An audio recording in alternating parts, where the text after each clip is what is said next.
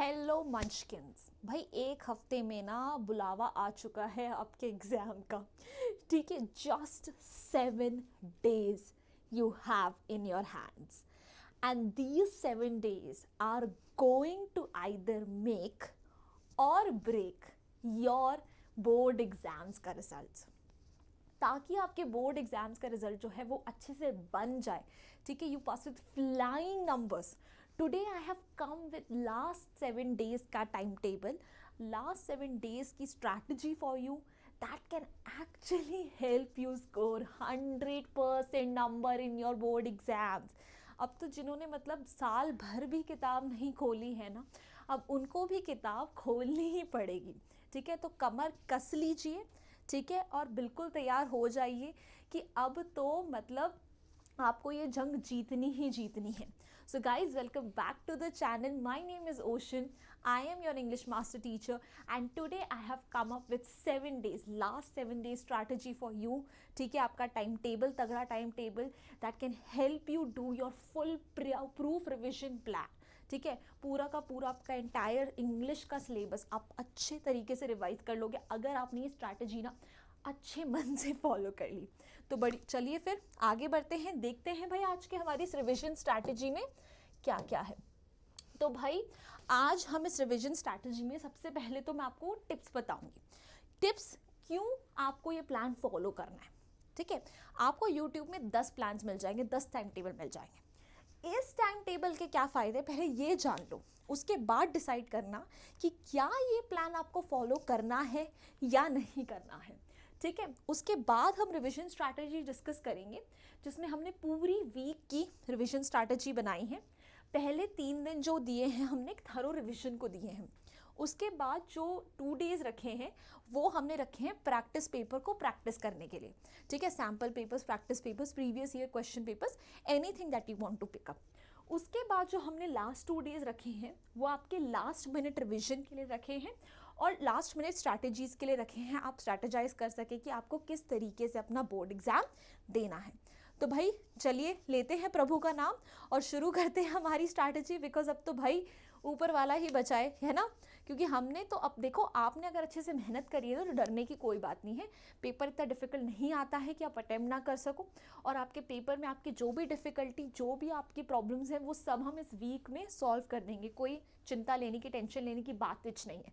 ठीक है, और जिन्होंने पूरे साल नहीं करी है ना पढ़ाई, बेटा इस हफ्ते तो अच्छे से कर लेना यार। इस हफ्ते मत ऐसा करना कि तुम तब भी केयरलेस हो रखे हो। ठीक है, तो this is your very own Ocean ma'am, learner who loves to teach. This is my Instagram handle, my Gmail। ठीक है, any way you want to reach out please feel free. ठीक है, हर जगह आपके लिए दरवाजे खुले हैं। चलिए फिर आगे बढ़ते हैं और सबसे पहले हम टिप्स फॉलो करते हैं, प्रो टिप्स।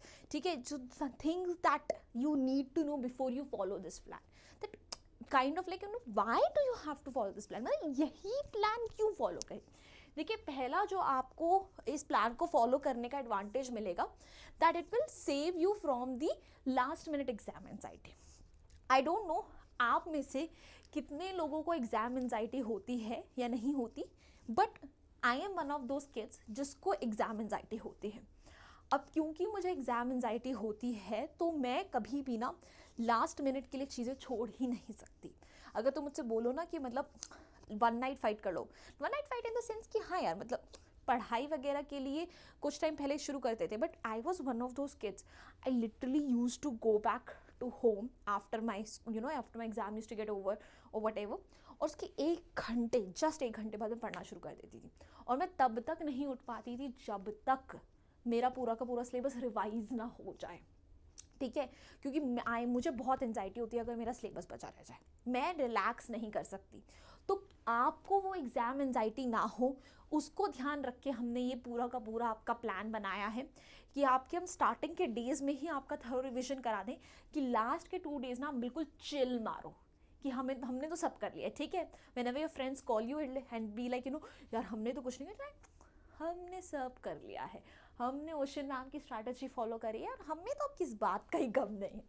उसके बाद बच्चा, now this is very important, it is a balanced plan that won't ask you, ठीक है, रिक्वायर यू, 1 सेकेंड, चलो चलते काहे नहीं हो, ये वाला ले, ब्लैक ले लेते दैट चलते कहाँ, क्या हो गया, चल काहे नहीं रहे खत्म।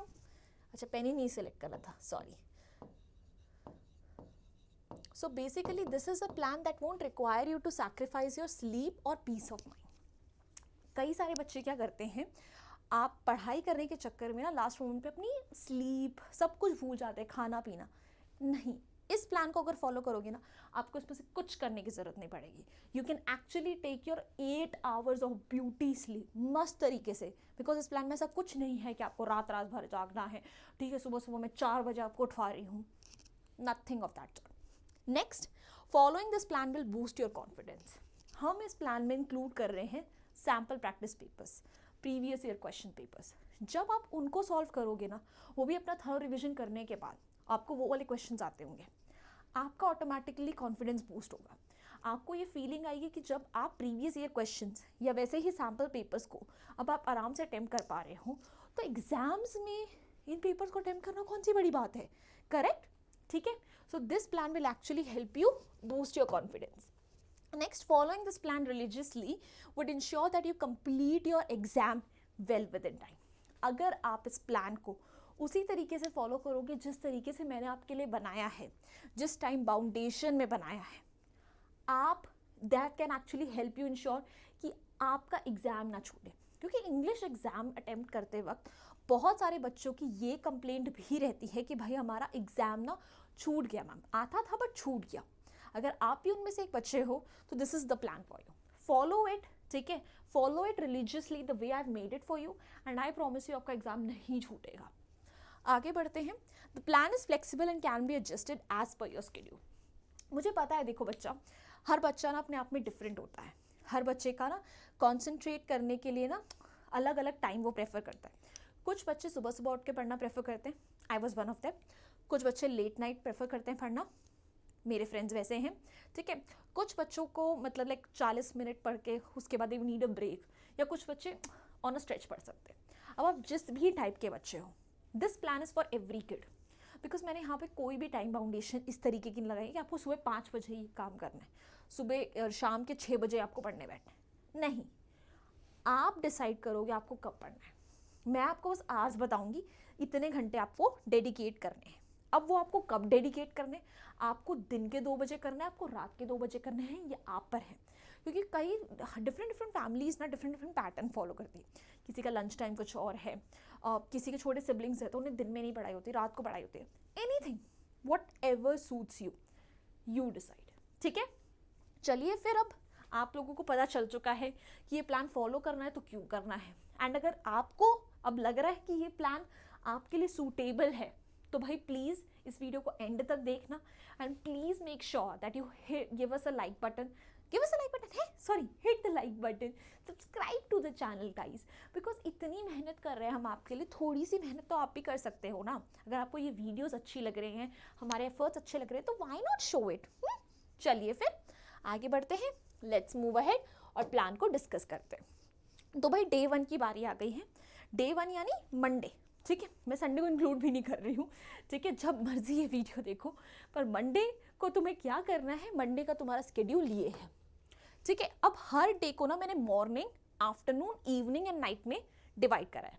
मैंने अपनी तरफ से आपको अलॉट करा है कि मॉर्निंग में ये करना है, आफ्टरनून में ये करना है, इवनिंग और नाइट में ये करना है।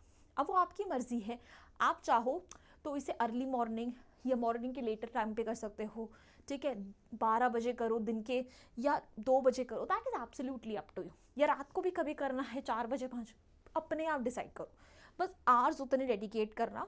या अगर आपकी प्रिपरेशन के लेवल के हिसाब से वो कम ज़्यादा हो रहे हैं, that's also fine. But let me just give you a fair warning कि इनिशियल जो 3 days हैं that are pretty heavy for you, that could be heavy for some of the kids जिनको पढ़ने की आदत नहीं है। बट अगर आपने वो दिन अच्छे से लगा दिए तो आगे के डेज थोड़े से सॉर्टेड हैं। तो भाई देखते हैं मॉर्निंग का आपका प्लान क्या होना चाहिए। सबसे पहले ना ग्रामर को उठा लो, और ग्रामर के ना सबसे पहले रूल्स रिवाइज कर लो, और 3 घंटे डेडिकेट करो उसको, ठीक है। 3 घंटे लो। 5 टॉपिक्स हैं ना आपके, reported speech, tenses, subject verb concord, determiners और आपका कौन सा है, मॉडल्स। ये 5 टॉपिक्स हैं। इन 5 टॉपिक्स के आपको रूल्स रिवाइज करने हैं। अभी तक एक ना एक बार तो रूल्स पढ़ लिए होंगे, नहीं पढ़े हैं तो अमित अरोड़ा सर की वीडियोस देख लो, इंडिविजुअल वीडियोस उन्होंने हर टॉपिक को डेडिकेट करके बनाई हैं, या फिर रिवाइज इंडिया है ग्रामर की, ठीक है, वो उसके अंदर हमने ग्रामर के सारे टॉपिक्स उठाए हैं, तो उसको या तो 2x कर लो, वो 3 आवर समथिंग की है, तो अगर 2x करोगे या 1.5x से समथिंग करोगे तो वो आपकी 3 आवर्स के अंडर तो आ ही जाएगी, 3 आवर्स के अंडर आ जाएगी, तो आपके ग्रामर के सारे रूल्स इसके अंदर रिवाइज हो जाएंगे। एक बार आपने रूल्स रिवाइज कर लिए तो आप कुछ ब्रेक ले सकते हो, या आप चाहे तो इस 3 घंटे को ना थ्रू आउट मॉर्निंग है 7 से 8 पढ़ो, 8 से 9 ब्रेक लो, 9 से 10 पढ़ो, फिर दोबारा से थोड़ा सा ब्रेक ले लो, 10:30 से 11:30 पढ़ो, you can just have it, do it at your own comfort, but morning में ये निपटा लो। उसके बाद आफ्टरनून में आपको देने 2 घंटे, लंच वंच करो, थोड़ा आराम करो मस्त तरीके से, लंच के बाद 2 घंटे दो ग्रामर को प्रैक्टिस करने के लिए, प्रीवियस ईयर क्वेश्चंस उठाओ, सैम्पल पेपर्स उठाओ और रेफरेंस बुक्स उठाओ, ये तीनों जगह से सारे के सारे ग्रामर के क्वेश्चंस उठाओ, रेनन मार्टिन बुक है वो पकड़ लो, ग्रामर के अगर बहुत ज़्यादा ही क्वेश्चंस प्रैक्टिस करने हैं, ये सारी बुक्स उठाओ, इसमें से क्वेश्चन सारे के सारे उठा लो और प्रैक्टिस कर डालो, तगड़ी प्रैक्टिस कर डालो, ठीक है, ताकि ये 10 मार्क्स जो है ना ग्रामर के, ये तो आपके पक्के हो जाए, ये कहीं ना जाए, ठीक है। तो अब ग्रामर आपका सॉर्टेड है, तो इसके बाद आपकी इवनिंग और नाइट की बारी आती है। इवनिंग और नाइट में अगेन मिलाकर आपको 3 घंटे देने हैं। अब ये 3 घंटे आपको क्यों देने हैं, क्योंकि आपको फर्स्ट फ्लाइट के सारे चैप्टर्स रीड कर डालने, रीड भी करने हैं और रीड के साथ साथ उनकी थीम्स और इंपॉर्टेंट कैरेक्टर स्केचेस रिवाइज करने, ठीक है। तो ये चीज़ कवर कर लेगी आपके सारे फर्स्ट फ्लाइट के चैप्टर्स को। जब आपने सारे चैप्टर्स पढ़ लिए, समरी समझ ली, थीम समझ ली, कैरेक्टर स्केच समझ ली, अब इसके बेसिस पर आपसे कोई भी क्वेश्चन उठा के पूछ ले, आप आराम से आंसर कर सकते हो, या आप चाहो तो इनके ऊपर इंडिविजुअली 1 शॉट वीडियोस भी देख सकते हो to cover the themes and character sketches वाला पार्ट, ठीक है। तो ये आपका डे 1 का प्लान है। अगर देखा जाए तो इसके अंदर आपको 8 आवर्स डेडिकेट करने हैं, और ये 8 आवर्स आपको बहुत ही बैलेंस तरीके से डेडिकेट करने हैं, एक साथ नहीं बैठना है, ठीक है।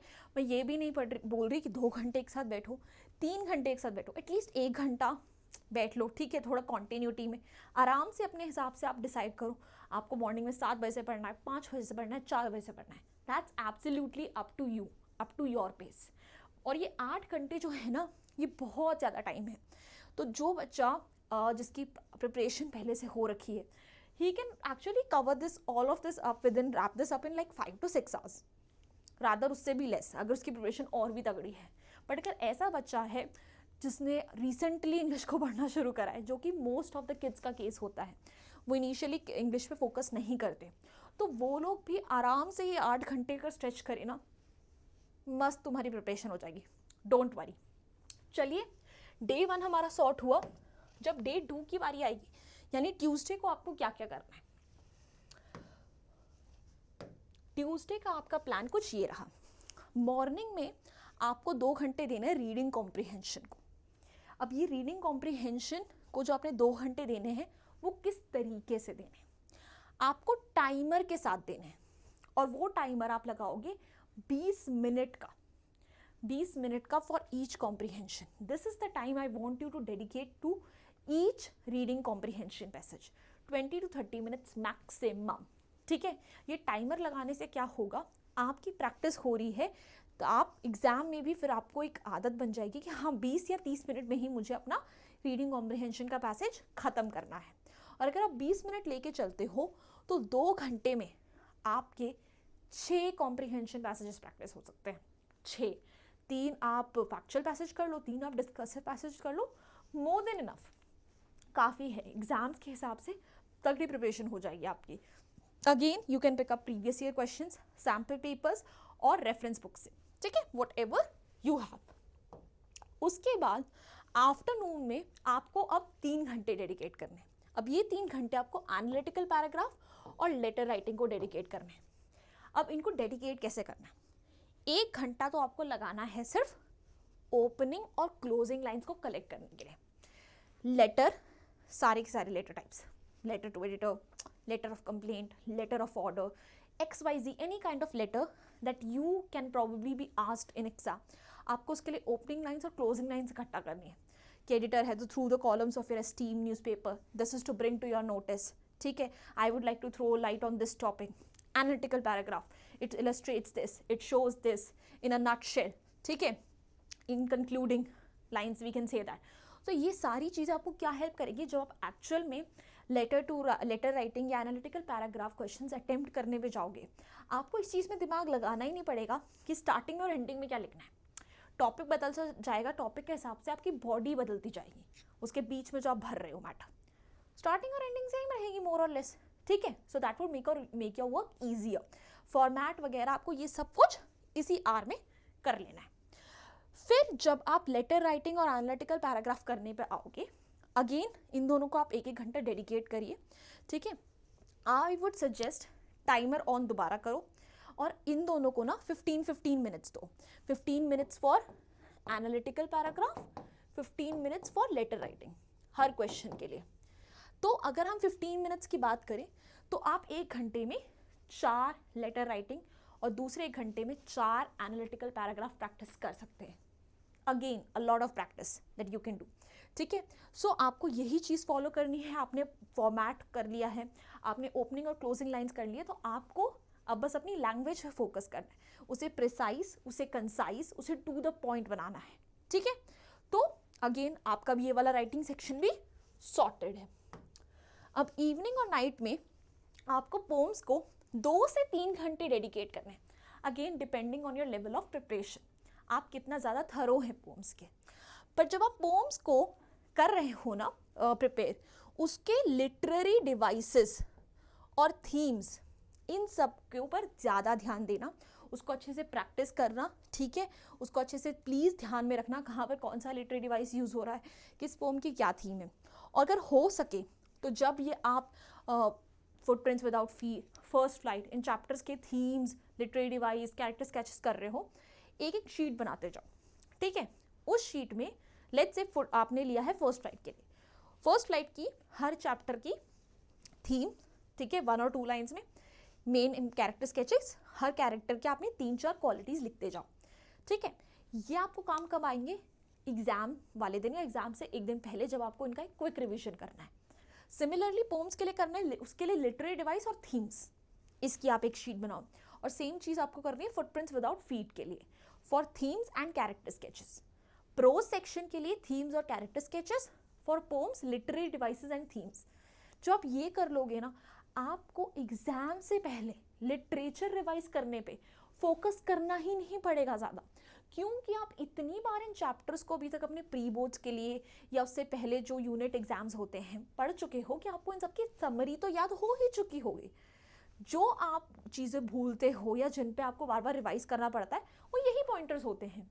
इनके अगर आपके पास एक क्रिस्प नोट्स बन के रेडी है ना, सॉर्टेड, कितना दिमाग खाली रहेगा यार, मतलब कि हाँ, जब भी कभी लगे कि हाँ यार इसको रिवाइज करना है, उठाया और उसे पढ़ लिया, दैट्स इट, ठीक है।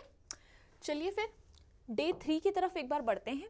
This is the last day जो आपका हैवी होगा, 8 आवर स्टडी सेशन वाला, जो अभी तक डे 1 और डे 2 चल रहा है। उसके बाद चीज़ें थोड़ी सी रिलैक्स्ड हैं, ठीक है, you don't need to worry lot. तो डे 3 में अगर हम मॉर्निंग की बात करें तो आपको 3 आवर्स देने हैं फुटप्रिंट्स विदाउट फीट को। अच्छे से चैप्टर्स को स्टडी करना है, उसको रीड करना है, उनके कैरेक्टर स्केचेस, थीम्स पे फोकस करना है, ठीक है। अब again you can refer to 1 shot videos, या पोम्स के लिए भी कर सकते हैं। चैनल पे हर चीज़ के 1 शॉट वीडियोज़ अवेलेबल हैं। रिवाइज इंडिया आपको रेफर कर सकते हैं, बहुत सारे ऐसी वीडियोज़ बन चुकी हैं जिनमें हम इंपॉर्टेंट क्वेश्चन डिस्कस ऑलरेडी कर चुके हैं, ठीक है। तो अब आपका लिटरेचर सेक्शन आपने पढ़ सब लिया है। आफ्टरनून में आपको क्या करना है, 2 घंटे देने हैं प्रीवियस ईयर क्वेश्चंस को, और इन प्रीवियस ईयर क्वेश्चंस को एनालाइज करना है, ठीक है। आई एम नॉट सेइंग कि अटेम्प्ट करने हर एक क्वेश्चन को बैठ जाओ, एनालाइज तो करके देखो, एक बार पढ़ के तो देखो यार, मतलब किस चैप्टर को ज़्यादा रिपीट कर रहे हैं, इसमें से यार ये वाला क्वेश्चन ज़्यादा आ रहा है, ठीक है, ये वाला क्वेश्चन जो है बार बार पूछा गया, इस चैप्टर पे बड़ा फोकस करा गया है। It will actually help you understand a lot of things. उन आंसर्स को पढ़ो, ठीक है। बहुत सारी टॉपर्स की शीट्स आपको, मार्कशीट्स अवेलेबल हो जाती हैं इंटरनेट पे, so you can actually realise कि हाँ भाई आपको ये चीज़ लिखनी है, ये चीज़ नहीं लिखनी। उसके अलावा अगर आपके नोट्स वगैरह नहीं बने हैं या कुछ इनकम्प्लीट है, आप उनको भी ये टाइम डेडिकेट कर सकते हो, ठीक है। So that is up to you, थोड़ी फ्लेक्सिबिलिटी है। फिर जब हम इवनिंग और नाइट की बात करेंगे तो इवनिंग और नाइट में आपको 2 घंटे ये दिए गए हैं for any topic that might be left और that might be your weaker end, वो क्रिएटिव सेक्शन, लिटरेचर, कुछ भी हो सकता है। या ये टाइम आप इसलिए भी यूटिलाइज कर सकते हो और प्रीवियस ईयर क्वेश्चंस को प्रैक्टिस करो, वरना जो आपको 3-3 घंटे में दे रही हूँ फॉर पोम्स, प्रोज, ठीक है, उसके अंदर वो टाइम इनफ है to revise and to attempt some questions as well, ठीक है।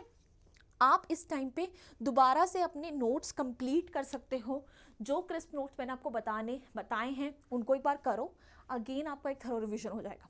हो सके तो ग्रामर के लिए भी ये नोट्स बनाओ, वो रूल्स आपके, वो फॉर्मैट्स वगैरह, everything will be very useful on the last day, trust me. तो हैवी डेज हो चुके हैं कंप्लीट और हमारा रिवीजन भी हो चुका है कंप्लीट। डे 4 और डे 5 आपके सिमिलर रहने वाले हैं। इन दोनों दिनों पे आपको करना क्या है, आपको सैम्पल पेपर्स, आपको प्रीवियस ईयर क्वेश्चन पेपर्स, आपको प्रैक्टिस पेपर्स उठा के प्रैक्टिस करने, और हर दिन, ठीक है, आपको 2 सैम्पल पेपर्स प्रैक्टिस करने।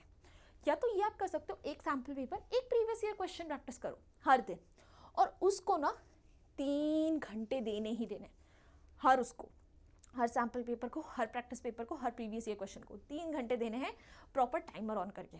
रादर सजेस्टेड ये होगा कि जो आपका बोर्ड एग्जाम का टाइम है उसी टाइम पे प्रैक्टिस करो, आपका दिमाग उस चीज़ के लिए थोड़ा यूज टू भी होगा कि हाँ ये वाला जो टाइम है इस टाइम पे मुझे एक्टिवेटेड रहना है, ठीक है। उसके अलावा आपको 1 घंटा और देना है।